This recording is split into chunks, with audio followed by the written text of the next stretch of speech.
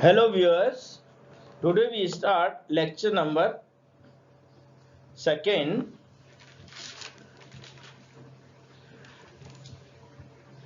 In first lecture, we already discussed the two chemical characteristics of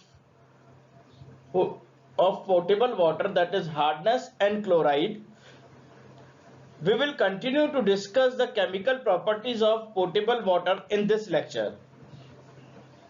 We start with the component nitrogen. The presence of nitrogen in water is an indication of the presence of organic matter and may occur in one of the following forms. The first form is free ammonia or ammonia nitrogen. The presence of free ammonia in water indicates the start of decomposition of organic matter present in water. For potable values, its value should not exceed a value of about 0.15 mg per liter. It is easily measured by simply boiling the water and measuring the liberated ammonia gas by distillation process. Second form of nitrogen in the water is albuminoid or organic nitrogen. The presence of organic nitrogen in water also indicates pollution and presence of undecomposed organic matter. For potable water, it should not exceed the value of 0.3 mg per liter for organic nitrogen. Should not exceed 0.3 mg per liter. It can be determined by digestion of the organic matter, measuring the released ammonia gas.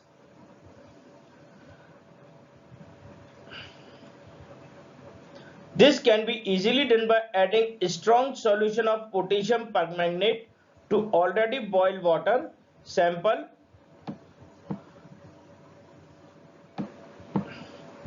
and again boiling the same when ammonia gas is liberated, which is measured so as to indicate the amount of organic nitrogen present in water. Next point is very important point. The sum of ammonia nitrogen and the organic nitrogen is called Kazidal nitrogen. This is the sum. Kazidal nitrogen is the sum of organic nitrogen and ammonia nitrogen.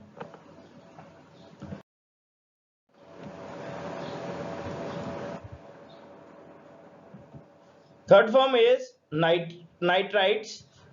These are partly oxidized organic matter present in water in the form of nitrites.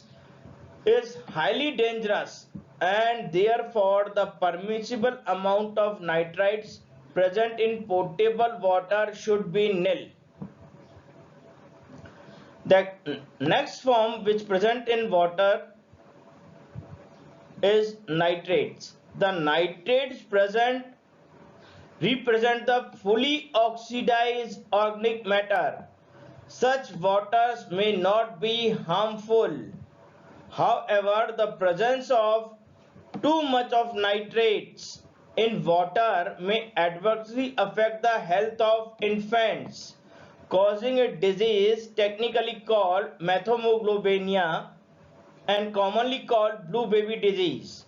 Children suffering from this disease may vomit, their skin color may become dark and may die in extreme cases. So therefore, the nitrate concentration in domestic water supply is generally limited to 45 mg per liter. The amount of nitrites or nitrates present in a water sample can be measured by color matching methods. For nitrites, the color is developed by adding sulfonic acid and naphthalene Whereas for nitrates, the color is developed by adding phenol disulfonic acid and potassium hydroxide. The color developed in water is finely compared with standard color of known concentration.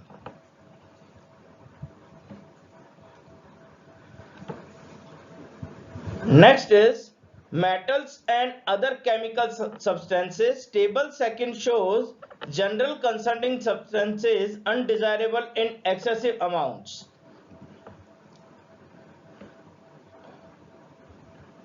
The first one is aluminium.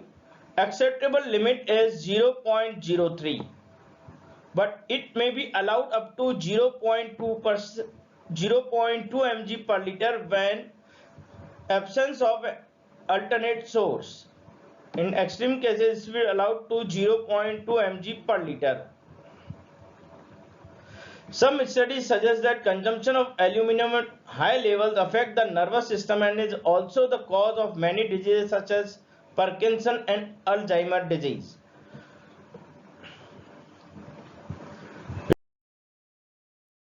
Again, this is table number second is continued. Next is barium.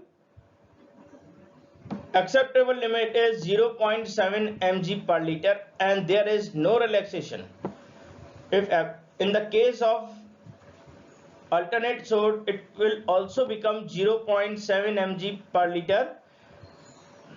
Ingested BH salts are very toxic to humans, usually found in trace amounts in natural waters, but may be toxic to plants if present above trace elements.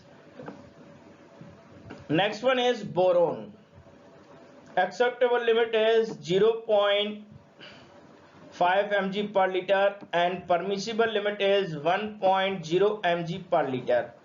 Large amount may produce digestive difficulties and nerve disorders. The harmful effect of this is digestive difficulties and nerve disorders. Next one is copper. Acceptable limit is 0.05 mg per liter and permissible limit is 1.5 mg per liter as per IS code 10500. Higher quantities may however affect human lungs and respiratory organs.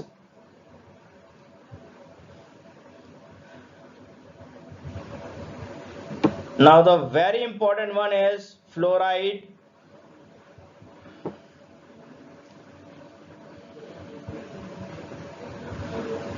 Acceptable limit is 1.0 mg per liter and permissible limit is 1.5 mg per liter.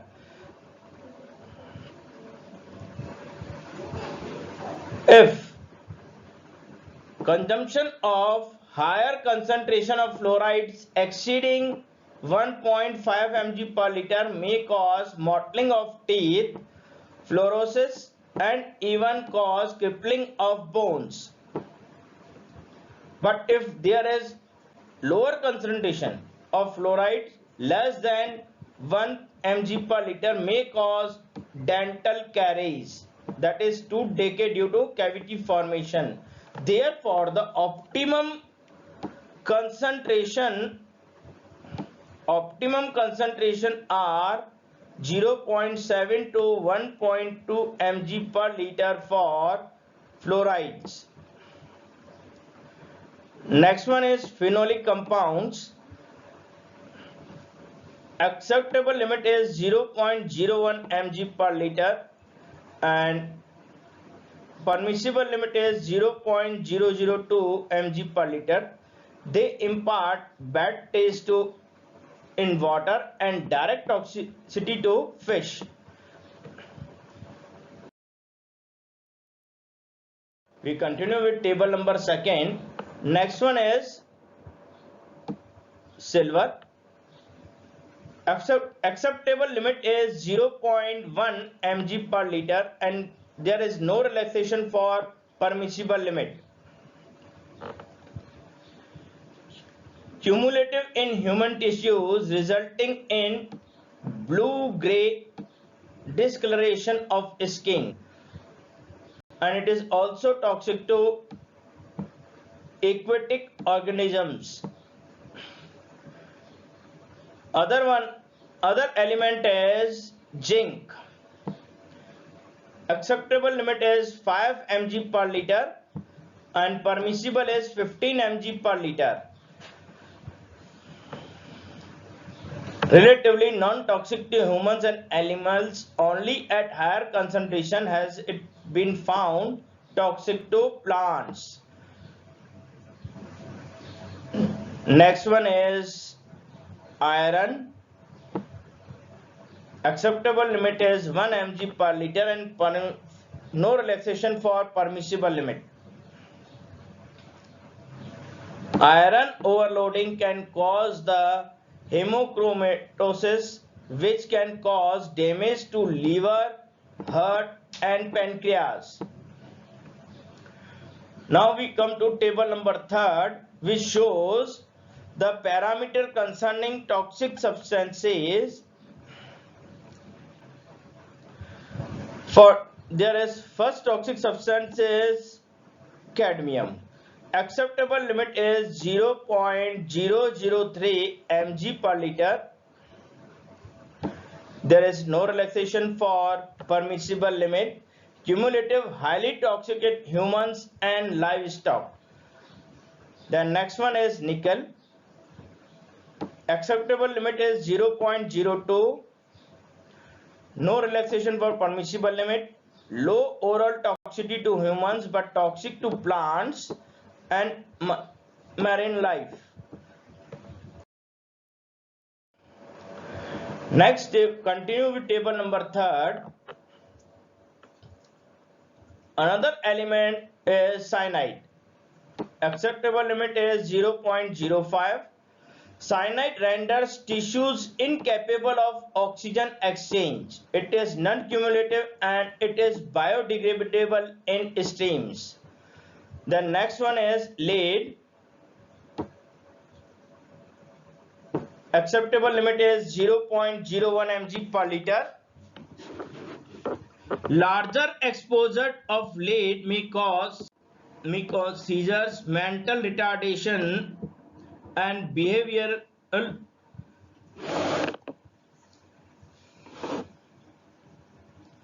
Also, low dose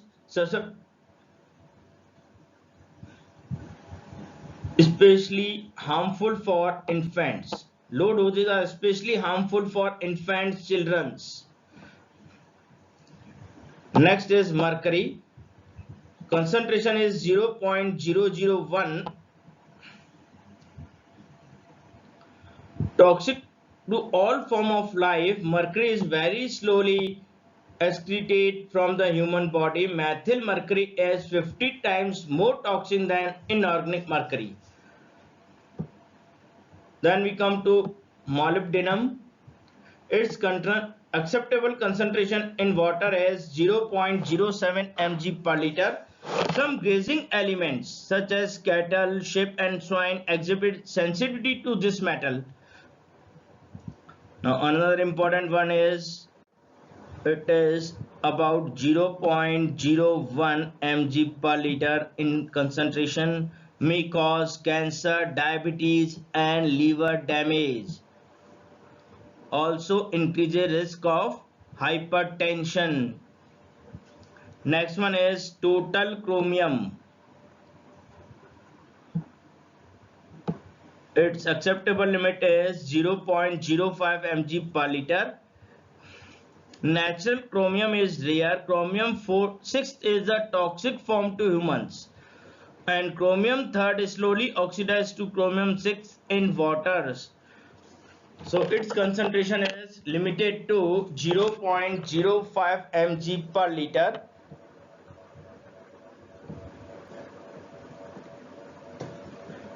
In next lecture we discuss about biological characteristics of water.